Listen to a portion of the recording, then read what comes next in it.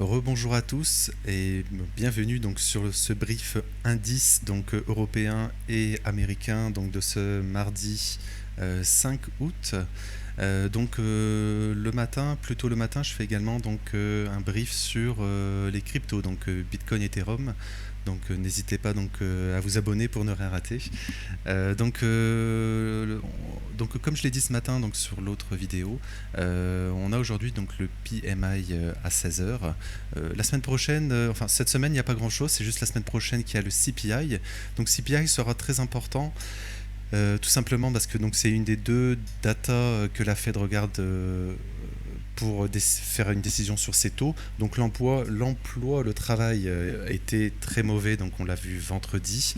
Le CPI doit être meilleur, sinon, alors, si l'inflation continue, remonte, avec par exemple les tarifs de Trump ou autres, on pourrait avoir un nouveau narratif qui serait peut-être la stagflation. Ça veut dire un ralentissement économique avec un chômage qui augmente et une inflation qui augmente.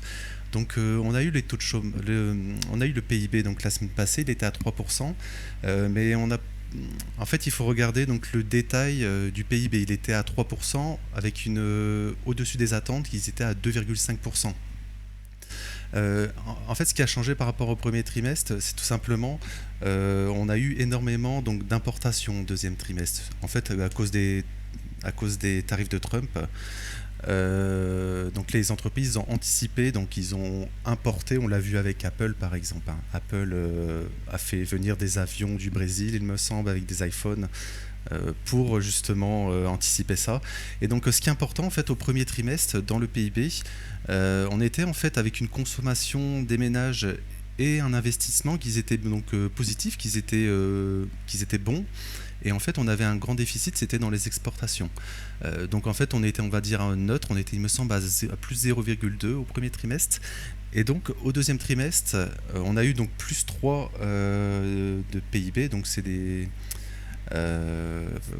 et en fait, dans les chiffres, ce qui est très intéressant, je l'ai dit, importation était très élevée, c'est ce qui a fait monter le PIB, et surtout la consommation des ménages et l'investissement étaient en forte baisse. Et voilà, on peut douter en fait, on va dire, de la santé économique des États-Unis. Voilà, c'est vraiment à suivre parce qu'on pourrait tout simplement avoir un nouveau narratif dans les prochaines semaines. Si l'inflation continue à monter, pour le moment, elle reste stable, mais c'est vraiment à suivre du côté des États-Unis. On va aller sur le DAX. On l'avait vu hier, le DAX. Là, on est sur l'indice, l'indice qui n'est pas encore ouvert, qui va ouvrir. Alors sur les futurs, il est ouvert ici. Voilà, on ouvre en hausse, on va ouvrir en hausse. On ouvre la semaine, on est en positif sur la semaine pour le moment. On rebondit suite à vendredi et les taxes douanières sur le Canada de Trump et l'emploi qui était très mauvais, la révision de l'emploi. Voilà, il y a des chances que ce matin on aille, on va aller sur ce Fair Value Gap, daily baissier.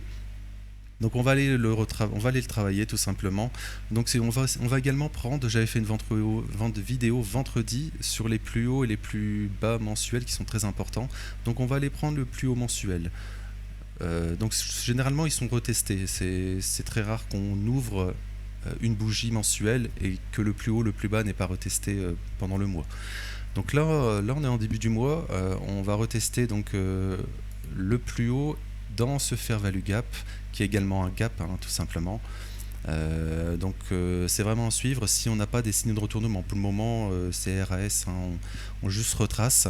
Si on se fait rejeter dans ce Fair Value Gap ici, la logique veut une continuation baissière, tout simplement. Également, on va prendre le plus haut de lundi. On a la bougie de lundi qui est ici. On va ouvrir ici probablement. Ce matin, on va prendre le plus haut de lundi. Voilà, faut faire attention. Comme je vous ai dit, on est en début de semaine. Généralement, ça peut être des pièges. Les mouvements de début de semaine peuvent être des pièges. Donc voilà, il faut être attentif. Pour moi, ça pourrait être s'il y a un bon signal de retournement dans cette zone, ça peut être pour du court terme de l'intraday, ça peut être intéressant de shorter dans cette zone. C'est une zone très intéressante pour le short.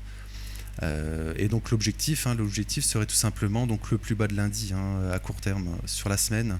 Par exemple, cette semaine, enfin aujourd'hui, on va prendre le plus haut de lundi.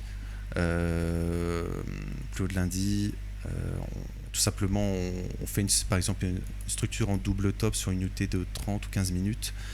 Ça se tente un short dans ces niveaux parce que, comme je vous ai dit, lundi, prise des plus hauts,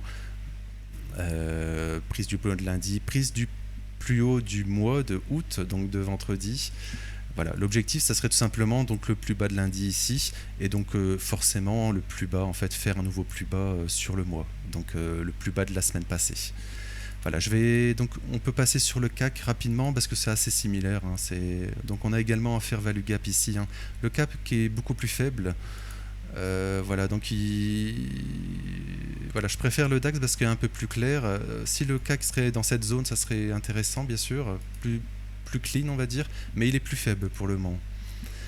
Donc c'est à suivre. On a également fair value gap ici.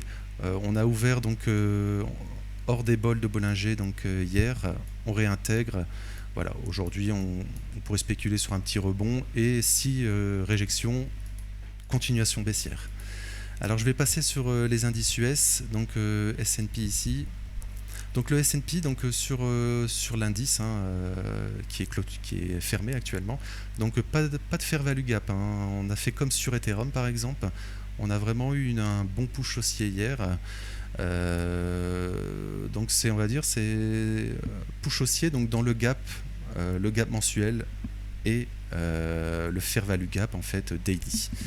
Voilà. Là c'est une zone de retournement théorique, donc il faut faire attention. On pourrait très bien rejeter, on pourrait bien consolider tout simplement. Par exemple, on pourrait faire ça reprise de stop demain ou dans la journée ce soir. Et là, on pourrait tout simplement faire une continuation baissière avec premier objectif, donc le plus bas de lundi. Et ensuite, le plus bas de la semaine passée ici. C'est les objectifs en cas de retracement de continuation baissière. Voilà, j'ai pas plus de choses à dire. Donc oui, on a une statistique donc à 4 heures cet après-midi. Donc on aura sûrement une prise de liquidité. Généralement, avant les annonces économiques, on a un fake move, on va dire, prise de liquidité. Ou même suite à l'annonce, si par exemple ça part au nord comme ça, suite à l'annonce, généralement ça peut être, ou juste avant, ça peut être un fake move. Il faut faire attention à ce genre de choses. Les annonces sont souvent des prises de liquidité avant le vrai mouvement de la journée. On peut faire un tour sur le Nasdaq, mais bon, pas grand chose, c'est la même chose. Le futur, rapidement, S&P Futures. Voilà, donc on arrive également donc, dans ce ici. Voilà, en fait, on est aussi comme sur Ethereum, c'est très similaire, ça a vraiment corrélé. On a un fair value gap ici, 4 heures. Voilà. Et donc là, hier, on l'a touché un petit peu. Voilà, on consolide actuellement, pas grand chose, il se passe pas grand chose, mais il faudra faire attention, ça peut être une zone de retournement. Je suis sûr si je trace un Fibonacci, ça sera, on va dire, similaire. Alors, vite, comme ça, hop, rapidement. Oui, on va arriver, si on passe là, on est dans les 50, 0,60. Donc on pourrait passer voilà, si on refait une mèche, on pourrait passer donc dans cette zone de rechargement de short. Pourquoi pas, oui. Fair value gap, gap baissier daily mensuel, plus haut mensuel du mois d'août, et donc oui, retracement de Fibonacci, donc zone de rechargement. Donc voilà, ça peut être une zone de retournement en plus début de semaine. On est mardi aujourd'hui, donc ça peut être une zone très intéressante pour shorter ici. Voilà, et si le momentum est fort, on le verra tout de suite, très simple.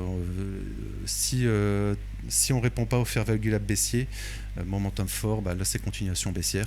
Mais voilà, pour le moment, j'ai des petits doutes sur ça. Moi, je prioriserais une continuation baissière vu le graphique. Je vais m'arrêter là pour aujourd'hui. Donc n'hésitez pas à vous abonner, liker, commenter aussi. Regardez aussi ma première vidéo donc le matin sur les cryptos.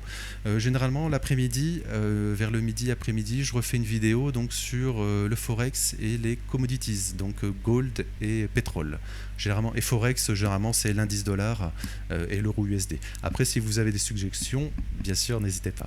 Merci à vous.